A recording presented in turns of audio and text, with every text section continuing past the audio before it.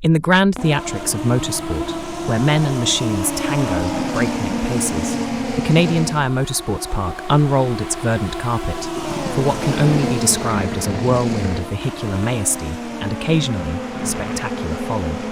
Yes, round 5 of the League Zero Formula was upon us, promising thrills, spills, and exhilaration in good measure. And did it deliver? Oh, more than a full house at a Las Vegas magic show. From the get-go, it was clear that this race would be less about the graceful dance of high-speed precision and more about the chaotic jive of a Friday night disco after one too many. Lap 1 saw Christian Judkins and Antonio Bianchi exchange positions as if they were trading Pokemon cards in the schoolyard.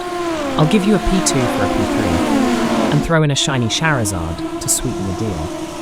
Meanwhile, Elliot Corti found himself playing hide-and-seek with Lady Luck, only to discover she's quite the ghoster in Sectors 3.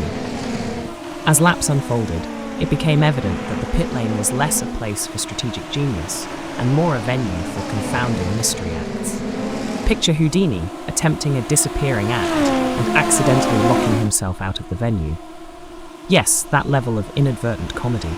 Delmas Leo 2 and Felipe F. Ramos must have felt they were auditioning for a role in Groundhog Day, The Pit Stop Chronicles, given their recurring visits. The weather, in true British fashion, alright, we're in Canada, but let's not split hairs, decided it would partake in the day's entertainment, adopting an unpredictability that would make even a stock market analyst weep.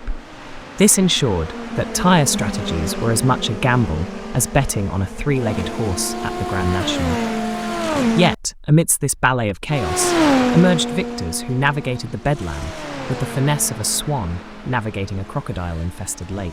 Finley Fitzsimmons, seizing P1 as if claiming the throne in a game of royal musical chairs, displayed the kind of resolve that would make a Spartan warrior nod in approval. Raymond Aguilar and Jaden Calloway followed suit, sailing into P2 and P3 spots respectively, with the elegance of seasoned navigators charting through stormy seas.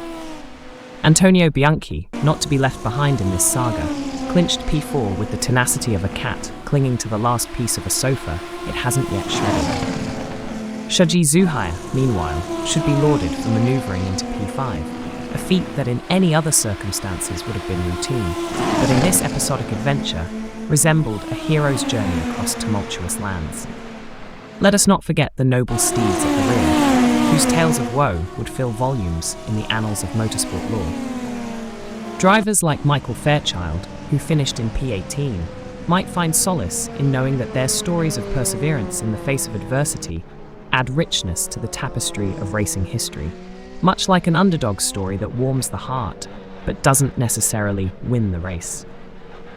In the end, as the dust settled and the Canadian skies bore witness to the symphony of exhausts quietening, round 5 reminded us all why we adore this sport.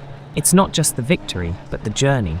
Not only the climax, but also the plot twists. And certainly, not just the champions, but also the characters who colour the narrative with their unique brands of triumph and tribulation. And so, as the circus packs up and moves on to its next destination, we're left with the echoes of engines, the memories of overtakes, pit lane dramas, and the unyielding spirit of competition that makes League Zero Formula a spectacle like no other. On to the next one then, with the hope of less chaos, but secretly wishing for just a little bit of that delightful unpredictability that keeps us all coming back for more.